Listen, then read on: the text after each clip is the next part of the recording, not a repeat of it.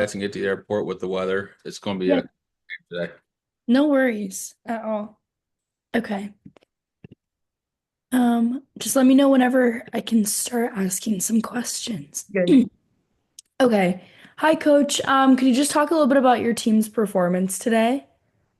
Yeah, I think that we could have played a little bit better and a little bit smarter, but overall, it's nice to get a win right before you head home for the holidays. So I think we were all relieved just to kind of have that game together. Everybody got a lot of playing time, so I think it was a fun game for every player on the team, and now they get to go enjoy their families for a few days.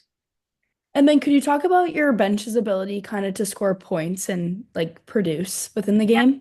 I've been saying it all year. I think that we have a really strong group of players from top to bottom, and it could even be anybody's night, even like one of the bench performers. It could be their night, right? And everybody's rotating in. I don't have like a certain set, like you guys are the starters, you guys are the second team. It really just depends on who's playing well, what matchups look like, and just they're really concentrating and focusing on playing together as one, and not so much focus on the who's starting and who's getting minutes, but just trying to stick together as a team. And then what did it feel like actually playing in the game? Like, well, as a player, what was like kind of that mentality today? Just the last game before the holidays. I mean, it can be pretty easy to just like fall into like, oh, I'm going home, but we still have to take care of business because we have some pretty tough games coming up. So just staying focused and just trying to get a good win. Not a And clean. what has the preparation been like now after the holidays? You're going to be going into like ACC play after. Yeah, that's where, I hope they can get a little mental break from exams and from competition. So then when they get back, they're really ready to settle in and be focused in because the ACC is such a difficult conference that we know every night is going to be a battle and they've got to be ready for that. So this is their little bit of a break before that part of the season comes to play.